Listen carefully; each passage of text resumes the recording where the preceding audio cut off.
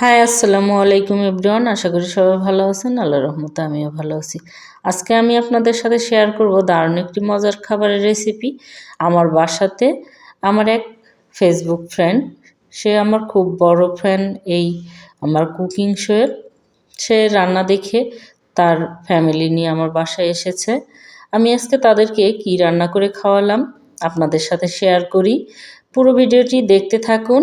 এই যে আমি প্রথমে চিকেনটা ভালো করে ধুয়ে পরিষ্কার করে নিয়েছি, তারপরে দিয়ে দিয়েছি পেঁয়াজ কুচি, আদা রসুন বাটা, জিরা বাটা, হলুদ, লবণ আর মরিচের গুঁড়ো। এবার দিয়ে দিলাম সরিষার তেল, দিয়ে আমি ভালো করে ম্যারিনেট করে নিচ্ছি। আমি কিন্তু সব সময়তেই এই সরিষার তেল দিয়েই ম্যারিনেট করার চেষ্টা করি। আপনারা এর আগেও আমার ভিডিওতে দেখেছেন। আমি এইভাবেই মাংসটা রান্না করি এবং এইভাবে রান্না করলে দারুণ হয় খেতে। যে আমার এই রান্নাটা খেয়েছে সে কিন্তু সবসময়ই প্রশংসা করেছে। আমি মাংসটা ম্যারিনেট করে রেখে দিলাম। এবার একটা পাত্রে ডিম সেদ্ধ করতে দিয়েছি। তারপরে চুলাতে আমি দিয়ে দিলাম তেল। আমি এখানে সানফ্লাওয়ার তেল ব্যবহার করেছি। আপনারা চাইলে যে কোনো ব্র্যান্ডের যে কোনো তেল ব্যবহার করতে পারেন। তারপরে দিয়ে দিলাম পেঁয়াজ কুচি, পেঁয়াজটা একটু বেরেস্তা করে নিলাম। এবার আগে থেকে ওই ম্যারিনেট করা মাংসটা ঢেলে ভালো করে কষিয়ে নিচ্ছি।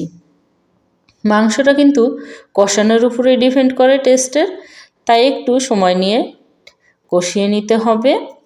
এখন আমি একে একে সব ধরনের মশলা দিয়ে দিচ্ছি।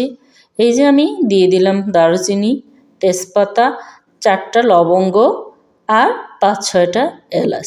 এলাচটা আমি একটু থেতো করে বিচিগুলো ভেঙে দিয়েছি, যাতে এই বিচির ফ্লেভারটা পুরো মাংসতে ছড়িয়ে যায় এবং এর অ্যারোমাতে খুব মাংসের টেস্টটা দারুণ হয় খেতে। তাই আমি একটু সবসময়ই এলাচটাকে থেতো করে দেওয়ার চেষ্টা করি। তারপর ঢাকনা দিয়ে ঢেকে কিছুক্ষণ কুক করে আবারও খুন্তির সাহায্যে আমি একটু নেড়ে দিচ্ছি, যাতে নিচে না লেগে যায়।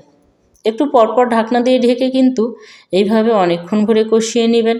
আগে যদি আমি পানি দিয়ে দেই তাহলে কিন্তু মাংসের টেস্টটা নষ্ট হয়ে যাবে। তাই একটু ঢাকনা দিয়ে ঢেকে ভালো করে কষিয়ে নেওয়ার চেষ্টা করবেন। এই যে দেখুন, মাংসটাতে কিন্তু তেল ছেড়ে দিয়েছে, তার মানে আমার মাংসটা প্রপারলি কষানো হয়ে গেছে। এবার আমি অল্প পরিমাণে ঝোল দিয়ে দিচ্ছি। এই যে আমি কিন্তু সেই বাটিটা ধুয়ে অল্প একটু পানি দিয়ে দিলাম, বেশি পানি দেইনি, কারণ পরবর্তীতে আবারও ঝোল দিব আমি। তাই এই মাংসটা এইভাবেই কষিয়ে নেওয়ার চেষ্টা করবেন। আপনারা অবশ্যই এই রেসিপিটি ফলো করে রান্না করবেন, দেখবেন আপনাদের হাতের রান্না অসম্ভব মজার হবে। আর আমি ঢাকনা দিয়ে রান্না করতে দিয়েছি। আপনারা কে কোথা থেকে আমার এই ভিডিওটি দেখছেন অবশ্যই কমেন্ট করে জানাবেন। আর ভিডিওটি ভালো লাগলে লাইক, শেয়ার, কমেন্ট করে আমার পাশে থাকবেন। ইউটিউব থেকে দেখলে সাবস্ক্রাইব করবেন এবং পেজ থেকে দেখলে ফলো দিয়ে আমার পাশে থাকবেন, যাতে আমার পরবর্তী ভিডিওর এমন মজার মজার খাবারের রেসিপির ভিডিওটা আপনার মোবাইলে প্রথমে আসে। এই যে আমার ডিমটা কিন্তু ভাজা শেষ। তারপরে ওই তেলেই দিয়ে দিলাম বেগুন। বেগুনগুলোকেও আমি ওই একই তেলেই ভেজে নিচ্ছি। এবার আমি আর একটু তেল দিয়ে দিলাম। বেগুনগুলোকে আমি আগে থেকেই লবণ, হলুদ, মরিচের গুঁড়ো দিয়ে মাখিয়ে নিয়েছিলাম, তাই আমি তেলে দিয়ে দিলাম। এই যে আমার এক পিঠ কিন্তু হয়ে গেছে বেগুনের, আবার উল্টিয়ে দিচ্ছি। আপনারা অবশ্যই এইভাবে ট্রাই করবেন। আর আমার বাসায় যে গেস্ট আসছে, তারা কে কে আসছে, তাদেরকে আমি আর কি কি রান্না করে খাওয়ালাম অবশ্যই দেখতে হলে পুরো ভিডিওটি দেখতে হবে। আর এই যে দেখুন, আমার মাংসটা হয়ে গেছে, একদম ভুনা ভুনা হয়ে গেছে আর সুন্দর একটা অ্যারোমা বের হয়েছে। মাংসটা কিন্তু দারুণ হয়েছে, কালারটা দেখুন। আমার রান্না ডান। আমি চুলাটা এবার অফ করে দিচ্ছি। একদম পারফেক্ট হয়ে গেছে। এই যে আমি আরেকটা চুলাতে পোলাও বসিয়ে দিয়েছি, পোলাওটা কিন্তু হয়ে গেছে। এবার আমি সামান্য পরিমাণ চিনি দিয়ে ঢাকনা দিয়ে ঢেকে দিলাম। কিছুক্ষণ পরে ঢাকনাটা তুলে আর একটু নেড়ে দিচ্ছি, যাতে এই পোলাওটা হালকা মিষ্টি মিষ্টি হয়, খেতে অসম্ভব মজার হয়। এর আগেও আমি যাকে করে খাইয়েছি তারা কিন্তু অবশ্যই বলেছে খুবই সুন্দর হয়েছে, দারুণ খেতে। আপনারাও চাইলে এই একটু চিনি দিয়ে ট্রাই করতে পারেন, দেখবেন ভালো লাগবে। আর এখন দিয়ে দিচ্ছি বেরেস্তা। বেরেস্তা দেওয়াতে আলাদা একটা সুন্দর ফ্লেভার হয়।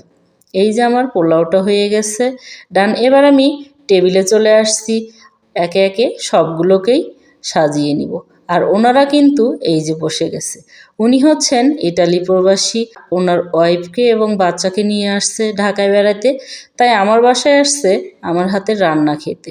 এই যে দেখুন, ওনারা খুবই ভালো মানুষ, খুবই অমায়িক। তারা খেতে বসেছে, এবার আমরাও বসে গেলাম।